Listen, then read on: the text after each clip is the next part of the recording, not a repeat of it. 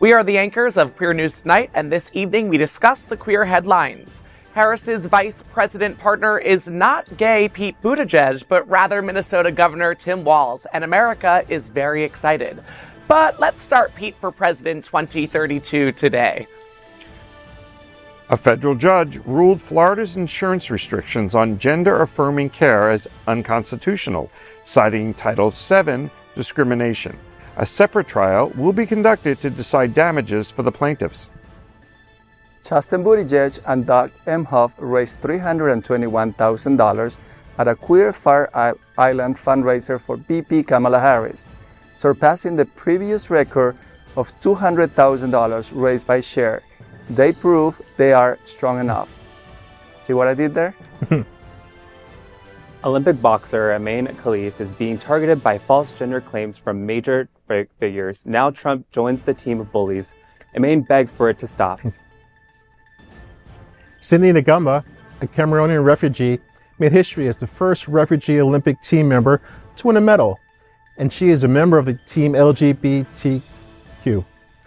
Good evening. Welcome to Queer News Tonight. This is the world's first and only LGBTQ+ daily evening television news, broadcasting live and available on demand on your favorite streaming channels. We are proud to announce that YouTube has recognized Queer News Tonight, certified by analytics company vidIQ, that we have had more than 9 million views. It is Tuesday, August 6, 2024. We are live and literally out of the closet and into the headlines. So many of your important stories we are going to tell this evening on Queer News Tonight.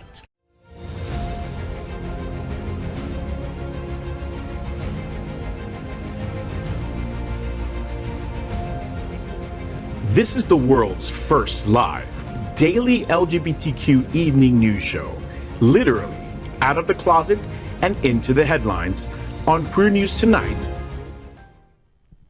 This is the world's first and only unedited live LGBTQ+ evening news shows. Whatever happens unique in queer news, you will see it and hear it. Hotspots Magazine, Happening Out Television Network, is a nonprofit 501c3 media company in the same model of PBS and NPR, but designed for the queer community.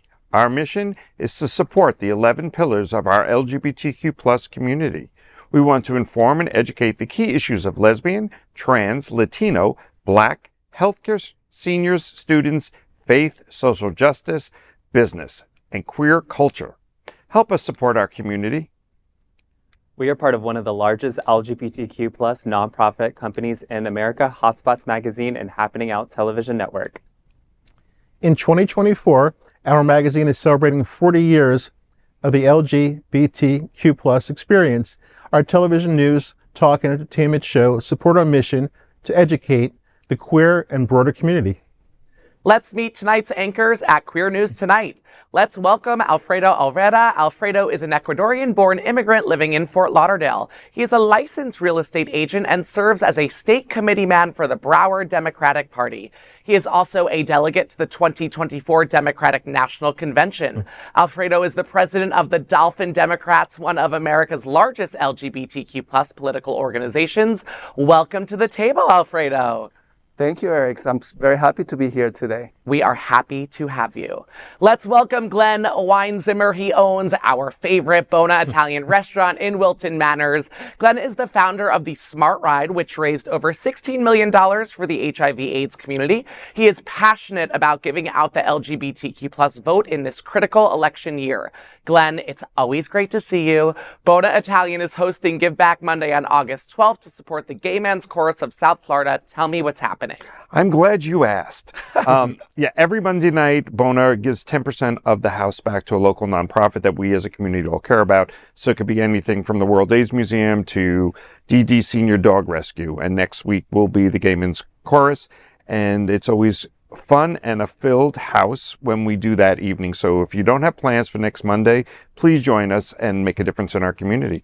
And I mean, you could literally just go to Bona Monday through for every hour that it's open. It's but not delicious. Tuesday. Not Tuesday, because they're closed on Tuesday. I'm here. Every other day. I'll be there on Monday, though. Okay. Let's welcome Nico Cales. He is a passionate learner and leader. He loves connecting with people, exploring new places, and creating meaningful memories. Nico is currently pursuing an MBA in marketing. Welcome back to the table, Nico. you guys. I'm glad to be back and ready to talk about some important topics. Let's do it. Let's welcome back Will Haas. He serves as the president of the Bears of South Florida. They are the winner of Out in South Florida's Best Social Group in South Florida. Will is a seasoned bi-coastal real estate professional with experience in the Fort Lauderdale, Wilton Manors, and Naples, Marco Island locations. Will, the Bears of South Florida's Bear Pool Party is on August 10th at the Solstice at Wilton. Tell me what's happening. First of all, hello, Bears. We are the Bears of South Florida. We're actually having our pool party at the Solstice, and Bona's actually catering our pool party. Delicious. Lasagna. Yeah. So a pool, lasagna, and Bears. quite possibly And the bears. best community around, the Yep. Bears. Love it. And Solstice. And And Solstice. Solstice. And of course, this is tonight's lead anchor, Eric Restivo. Eric is well known for DJing at some of the largest clubs in West Hollywood and has residence in LA, P-Town, New York City, and now Wilton Manors. He's the television host of The W Boys, focusing on LGBTQ+, love for entertainment, broadcast Friday, then on demand. I love some on demand, honey. We are the reporters for Queer News Tonight, and this evening we begin with the queer headlines. The LGBTQ+ community in South Florida and across America is diverse. Our community across the world is vast, and here are the bullet points of the queer news for Tuesday, August 6th, 2024. First, this evening, let's queer up breaking news. Kamala Harris selects her running mate. It's Minnesota Governor Tim Walz. Vice President Kamala Harris has chosen Minnesota Governor Tim Walz as her running mate for the upcoming presidential election. Walz, a former educator and congressman, has quickly risen in prominence, known for his strong defense of democratic values and his leadership in Minnesota. With a history of bipartisan cooperation and progressive achievements, Walz brings a steady and thoughtful presence to the ticket. As a candidate, Walz has championed social welfare programs, gun safety laws, and LGBTQ+ rights. His experience as a governor and his connection to rural voters make him a compelling choice to balance the ticket and appeal to a broad electorate. Walz's personal story about IVF resonates with many voters. He recently shared that he and his wife Gwen faced infertility challenges. Walz's selection also shows that both the Trump and Harris campaigns aimed at garnering support in the Midwest. Democrats are optimistic that Walz's Minnesota background will resonate with a broad range of voters in the region. Meanwhile, Republicans believe Ohio Senator J.D. Vance's upbringing, highlighted in his memoir, Hillbilly Elegy, could appeal to voters in blue states such as Michigan and Minnesota. Some Republicans are said to be surprised by this decision as they expected Harris to pick a more prominent figure. However, Democrats believe in Walz's solid track record and his appeal across different voter demographics. Gentlemen at the table, how are we feeling with this breaking news? I received it while I was on an airplane today, right before we landed in Fort Lauderdale. And although I had that slight disappointment that it wasn't Gay Pete, I was happy to hear about Tim because I knew about his background and what he's done for the state of Minnesota. How do we feel? I think it's a very exciting moment for America. She made the right pick, the perfect pick. It's a good team. We want to support them. I think it's awesome that they did some statistics earlier today on MSNBC and NPR, and they were talking about that it's the third happiest place to live in the U.S. Minnesota. Wow. He was a football coach. He's been a teacher. He's been in government. I think he's a great balance. I think that she did the right thing. As much as I would like Pete, I don't know that Pete having two, and I don't know phrases properly, two minority groups in the top two positions would have appealed across the country as much as she picked a safe, but somebody who's well-spoken. And last week when he started talking about how the J.D. Vance and Trump campaign were weird and it's gone viral, that whole thing, how he turned it around. And he said something today about if I'm the bad person, because I think that's how he was looked at by the Trumps. Pictured as. Yeah. He's like, I'm happy to have fed, made sure that children don't go hungry in schools because they have the best, or he's initiated the food program. If I can allow women to have the right to choose, I'm a bad person. If I do all these things, and he says, so I'm happy to have the title as bad. So I think she made a great choice. And He's not a shrinking flower. You know, at this table, I agree with you. There are major hate groups that are spewing it right in the direction of both of them right now. There is this, I don't follow it, but on Instagram, there is, and I don't even know if I want to give it the platform, but there is this horrible group against groomers, they say, gays against groomers or something. I talk with my hand when I get nervous because I didn't want to even give this platform that name. But everything that they're saying is just focusing on the fact that he has, you know, turned the page for gender affirming care in Minnesota. And that is the only thing the Red are focusing on. They just want to target that. They think that's horrible. They think that's against, organized religion. I do not think any of that, but it's just wild that within the 6 hours that this announcement has been made, it's already going in that direction. Scares me a little bit, but I think that we're going to come. But they're the two. If there's any other candidates, they're the two people that can take that and turn it to their favor. Right. Just like she did with her laugh, and they tried to make that a thing. Right. And then the next thing you know, it was out everywhere, and they owned it that she's a happy person. Well, the Republican Party doesn't have anything that can stick right now. So anything they're gonna just throw at grasping them. at straws. Right. Yeah, they are. But the reality is like the polls are shifting. They're shifting towards Kamala. They're in favor of Kamala Harris. And I think by the end of the convention in August, we will see a complete different result and America unified and united to elect the first Black woman president. Yeah. I think, well said. Before we move on, yeah, the enthusiasm, I really haven't felt that since Obama ran. I agree. It's good chemistry. I agree with you. And it's real chemistry. It's not forced. It's just they're naturally, and they're having fun already. They just started.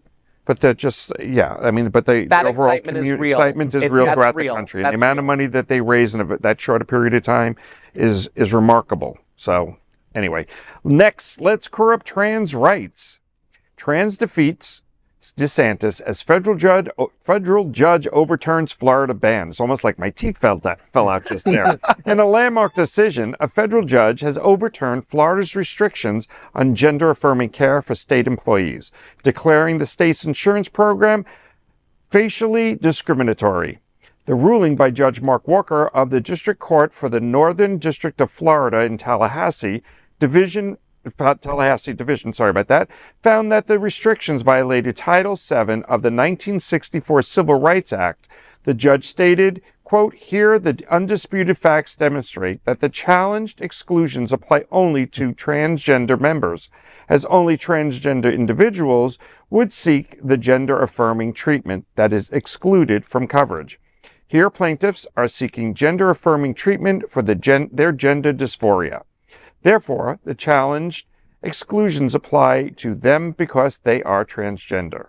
According to Lange versus Houston County, Georgia, this amounts to a facially discriminatory employer action under Title VII.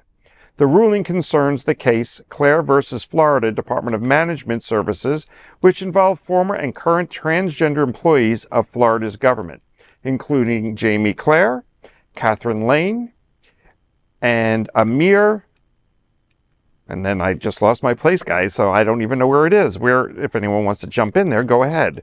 Oh, Amir, there he is, Amir Murphy.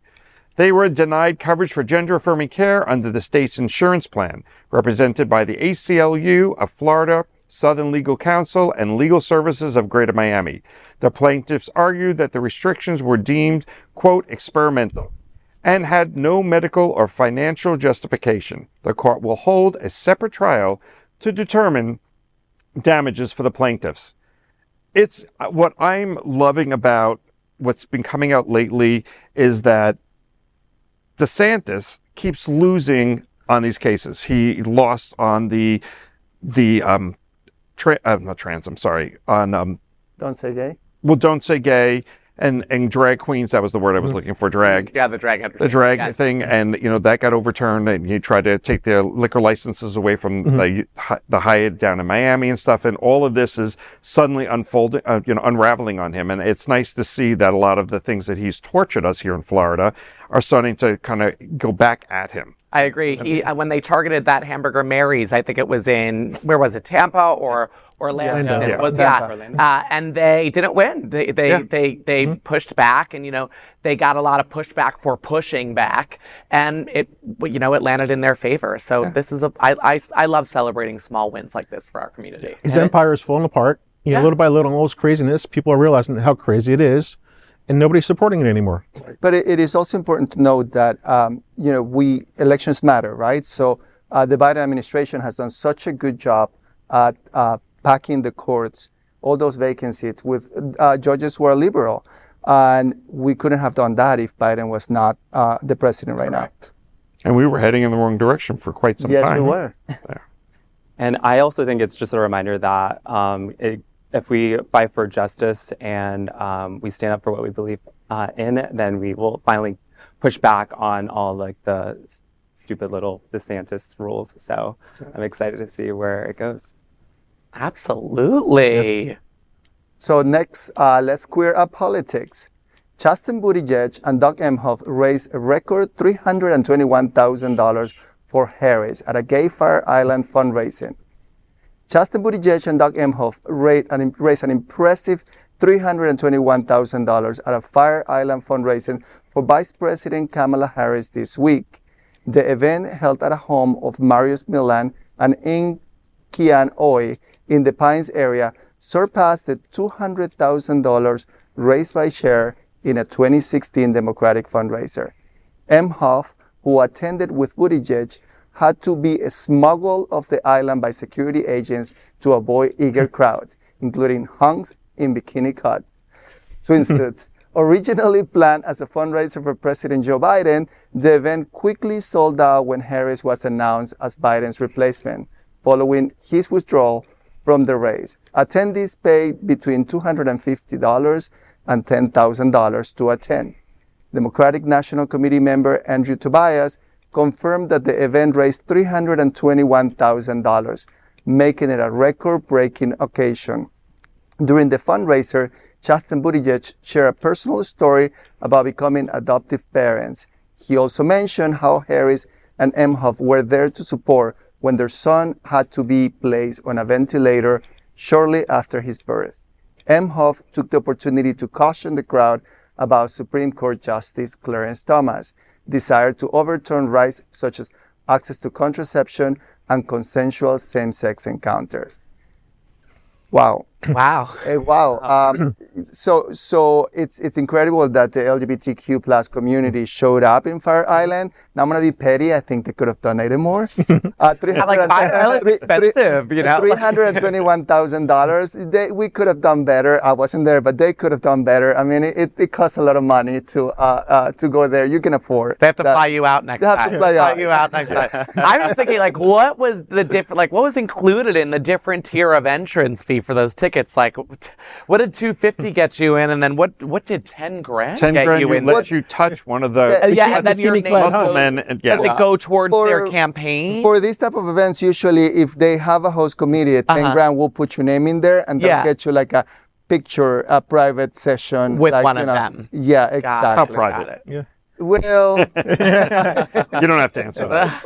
I'll let my imagination run. Oh, boy. Doug goes to more gay events than I do. But Doug, if you need any arm candy, just give me a call. It seems like he had a lot of options. I'm just glad that Joe didn't show up in the square cut bikini. That would have changed the whole mood in the. Yeah, you just changed the whole mood at the round table. I can imagine. And now everyone just fell right off. The mental image. Yeah. Chasten would have been nice in a square cut type bikini. But this type of fundraiser events are a clear reminder of what's at stake for the LGBTQ community. Right, look what the Buttigieg went through, and it's reproductive rights and LGBTQ rights are at stake in this election, and we have to make sure that we keep that in mind. Absolutely. Next, let's queer up sports. Trump attacks Imane Khelif amid false gender accusations. The bully continues bullying. As Olympic boxer Imane Khelif advances to the semifinal round at the Paris Olympics, she faces a barrage of false accusations regarding her gender. Khelif's cisgender woman has been targeted by a discrediting campaign, including comments from J.K. Rowling, Joe Rogan, Elon Musk, and now Donald Trump. Despite her father presenting her birth certificate, these personalities have claimed without evidence that she is a trans woman or a cis man posing as a woman. In a heartfelt statement in SNTV, Khelif urged the world to uphold Olympics principles and stop bullying athletes. She expressed concerns for her family's well-being amid the controversy, saying it can divide people. And because of that, I asked them to refrain from bullying. She hopes to win a gold medal and believes it can be the best response to her detractors. However, the Republican candidate for the 2024 presidential election, Donald Trump, has decided to continue bullying. While at an Atlanta rally this week, Trump stated that Khelif had transitioned, referring to an incident where Italian boxer Angela Carini quit a match with Khelif. Used to use the barbells. I thought now all you have to do is look at the boxers.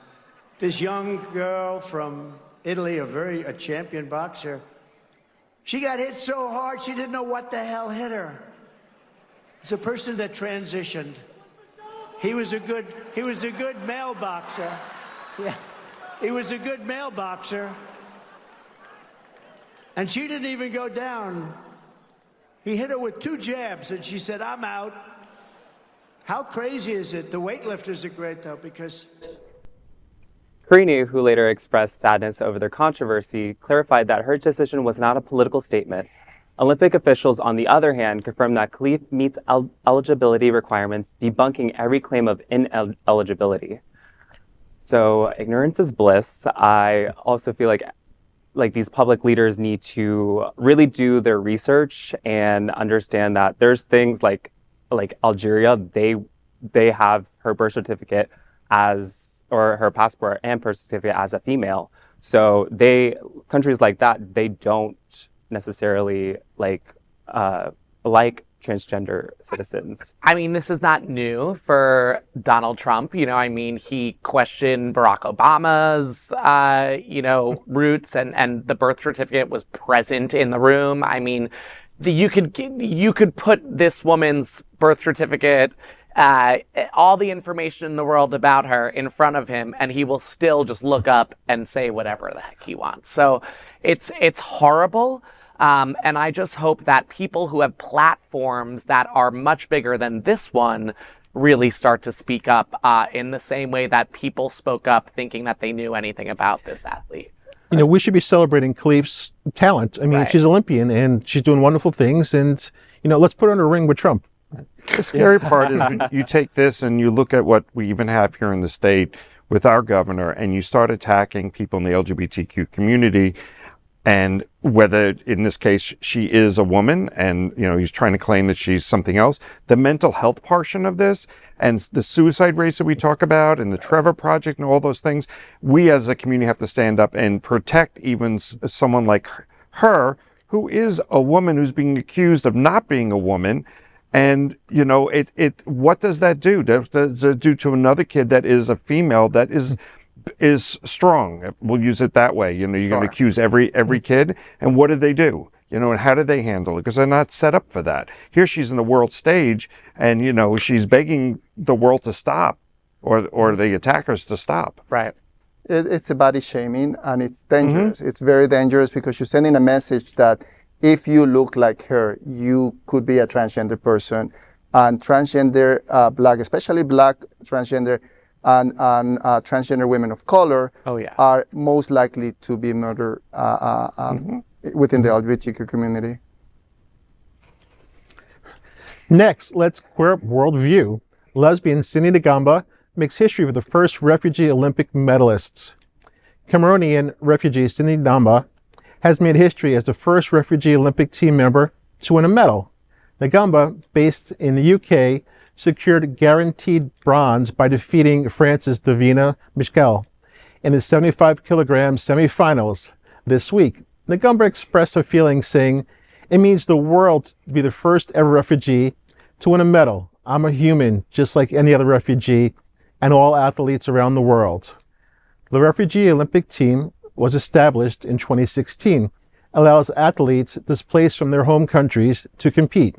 Ngamba, who was the team's first flag bearer during the opening ceremony in Paris, moved to the United Kingdom at 10, but could not compete for Team Great Britain due to her not having a British passport.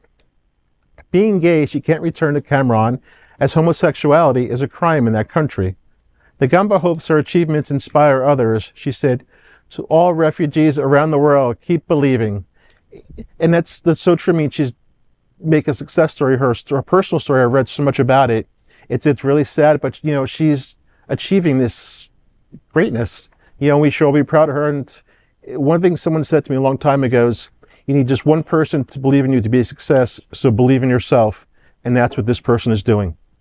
It is amazing also. It's kudos for the Olympic Association that they can have a team of refugees, and not necessarily political refugees, but give a space to these folks who are have talents, but they have no country to compete for. And her win is also just a victory, and it's a beam of hope for every refugee story out there. So it's an incredible within the Olympics and seeing that. I was just going to tag onto that. I was literally just going to say it's a small win that I hope that we see much more of.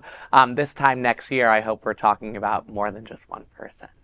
Next up, let's switch it up to some travel. Travel Club's MSC Seaside, Spain Transatlantic cruise departs on April 6, 2025, and you are invited. Hotspots Happening Out nonprofit Travel Club presents an exciting 19-day MSC Seaside, Spain Transatlantic cruise departing on April 6, 2025. This journey supports the club's 501c3 nonprofit initiatives, including this news show right here, and features free transfers from over 20 Florida cities to Miami Pier. Broward and Miami-Dade residents also enjoy free home pickups. The itinerary sails from Miami and visits St. Martin, Antigua, Barbados, Madeira, Lisbon, Valencia, and then a 3-day stay in Barcelona with all transfers and comprehensive sightseeing. An optional 4-day post-tour to Madrid is available for $399. Cabin prices will start at $999 with a $199 deposit and $99 interest fee monthly payment plan. Join the Travel Club for an incredible experience on the 154,000-ton MSC Seaside, featuring a variety of dining, entertainment, and activities. Reserve your spot now and support a meaningful cause. More information at happeningout.travel.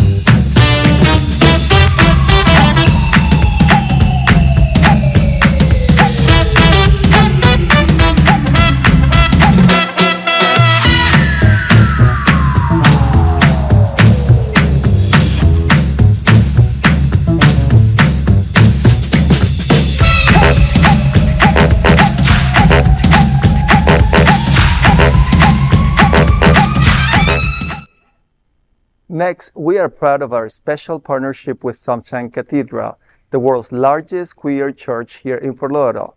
Supporting that partnership, we are broadcasting from our permanent set here at Sunshine Cathedral at the Happening Out television studios. We broadcast Sunshine Cathedral's Sunday International Service at 10:30 a.m.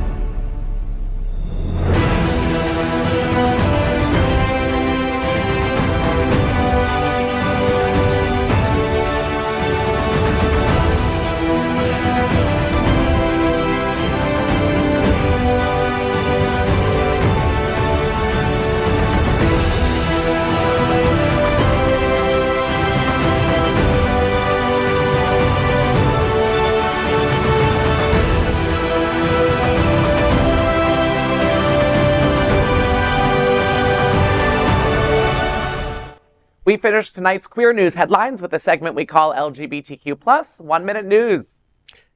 LGBTQ plus 1 minute news. Let's queer up sports. This is going to be a good one.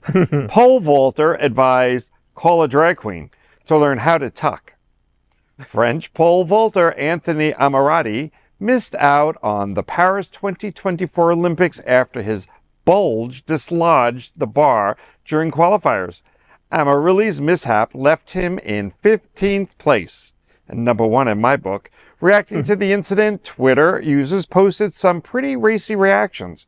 However, a post by tennis legend Serena Williams' former coach Renee Stubbs stood out. It said, quote, "Seriously, when your sport is all about getting your body over a bar and it's a matter of millimeters, my man, call a drag queen, she'll teach you how to tuck it. This is unbelievable," end quote. The story is unbelievable, and it definitely made social media because that's where I caught it and watched it over and over and over again, and it was like a hook on that pole and took it right down. And I think he will be known for more than just Olympic in his future. Once again, size matters. It's quite a treat. And I also love seeing the communities, the pole vault and the drag queen communities come together to find a resolution. For tucking. We've got a fix. It's in our back pocket. Yeah, I just had like a snapshot of a few of those photos that we just showed on the plane, and it didn't have Wi-Fi, so it was just that over and over for the whole. But you were still captivated. I was captivated. I had it on the slideshow. Yes. Okay, LGBTQ plus 1 minute news. Let's queer up sports. Simone Biles claps back at Trump, says, "I love my black job." Olympic gymnast Simone Biles took a subtle jab at former President Donald Trump in a Twitter post. The 27-year-old, who won 2 gold medals in Paris, responded to a tweet by singer Ricky Davila, celebrating her accomplishments. Davila wrote, "Simone Biles being the GOAT, winning gold medals and dominating gymnastics in her black job." Biles replied, "I love my black job," adding a black heart emoji. The post seemingly references Trump's controversial remarks during a June debate. Biles also faced criticism from Senator J.D. Vance for her decision to withdraw from the Tokyo Olympics for mental health reasons. He repeatedly made the point that mental health claims for failure are not a reason to celebrate. Many social media users defend Biles against Vance. Wow. Anybody shocked? Not shocked, but mental health is a main thing. And if you are not there for yourself, how can you be there for others? That's all I'm saying. LGBTQ plus 1 minute news. Let's queer up entertainment. Max unveils slate of shows for remaining 2024 and upcoming 2025 season with some must-watch queer projects. Max has just released a trailer of their upcoming shows for the latter half of 2024 and into 2025. The lineup includes exciting new queer seasons and fresh content. Notable LGBTQ plus projects to watch for include The Last of Us, Season 2, and Just Like That, Season 3, A Night of the Seven Kingdoms, The White Lotus, Season 3, Dune Prophecy, The Sex Lives of College Girls, Season 3, Harley Quinn, Season 5, Industry, Season 3, The Penguin, and The Franchise. Well, it looks like I am expanding my streaming service platform to Max as well. Just add it on to everything else that's up there. White Lotus, I can't wait for it to come back. I want to see what they can pull off on Season 3. I'm excited about The Last of Us. That should be a good one. Drama. The drama. Yes. The action. Oh, and everyone loves Renee Rapp from the Sex Lives of College Girls because they play like the one of the girls late in her character. She plays just like a queer lesbian character, and everyone was like, "Oh my god, I feel the inspo when I'm watching her." So yeah, I'm excited for season 3 to come. LGBTQ plus 1 minute news. Let's queer up entertainment. Lady Gaga reveals Poker Face has hidden gay meaning. Lady Gaga has finally revealed the hidden gay meaning behind her hit song Poker Face during her jazz and piano residency in Las Vegas. Before performing, she teased, "I bet you didn't know this song was about having sex with men and thinking about women. Now that's my kind of poker face," end quote, to enthusiastically applause. Lately, Lady Gaga has not only been hinting at queer meanings in her songs, but she has also performed at the Paris 2024 Olympics opening ceremony, which was directed by a gay person and featured many inclusive and diverse performances. You know, I always loved Lady Gaga, and just like her songs just have like levels to it. I'm obsessed with Lady Gaga, but I'm calling her bluff on this because Poker Face was about like a whole. I've seen the video, honey. Okay, you could have put that in there. I love her, but I think she was at the piano and she had a second glass of Sauvignon Blanc. And she's like, yeah. She's getting ready for a comeback, and she wanted to rope you back. Yeah. She knows that the gay community is going to be supporting her. Yeah, right. I'm with you. You're with me on that one, Yeah. right? Did you see her on the Olympics? The performance was amazing. I loved the opening ceremony. Yes, I thought she was incredible. Oh, yes. I was there for Celine Dion, but yes, I loved Lady Gaga. Yes. Next, LGBTQ plus 1 minute news. Let's queer up sports. An explosion of Olympian same-sex kiss is going on. Australian climber Campbell Harrison kissed his boyfriend, Chasten, in an open defiance of homophobic trolls after he failed to qualify for the men's boulder and lead competition final in Paris. Finishing 19th with a score of 9.4, Harrison slated, "Qualifying was so hard and getting through everything was really hard and tough. It was just not my day." The kiss held special significance as Harrison faced intense homophobic abuse since qualifying for the Olympic Games. Queer News Tonight has continued to report that Paris may turn out to be the queerest games in history. I will have to agree with that one, the queerest games in history. And, you kiss your partner, you have a bad day of something, your partner's there to support you, whether it's a male or female, husband and wife. That's what we should be celebrating, that someone's there to help them out. We need more people who are being viewed like that on many different TVs and iPads and iPhones and droids or whatever, kissing more of it. We need to normalize that much more. Normalize was the key word there. Yes. I agree with you 100%. Yes. It is about normalizing that behavior. 2024. Right. But around the world, it's still 1800 in many places. And so introducing, depending on what country you're coming from, you can come home and get killed for that. Or what state in America. Or, yes. Thanks for bringing it home for us. We don't have to travel that far. Like 4 hours up north. No. Too soon. That is today's news for the LGBTQ plus community on the world's first and only daily LGBTQ plus community evening news show. If our community is important to you, share this news with your friends and family. Join the conversation on your favorite streaming platform. Queer News Tonight is the only live LGBTQ plus digital television show in the world that is out of the closet and into the headlines. We need your support. If our community is to grow, we must tell our stories and bring them to the attention of the broader world. This is the only place in the world that tells these types of LGBTQ plus stories in motion and sound. That is the passion of Hotspots Magazine, Happening Out Television Network, and Queer News Tonight. I'm your anchor, Eric Restivo, and on behalf of these LGBTQ plus reporters, the anchors of Queer News Tonight, including Alfredo Olvera, Glen Weinzimer, sorry lover, Nico Cales, and William Haas. We will see you daily at 8 p.m. to our LGBTQ plus world. We wish you good night. Good night.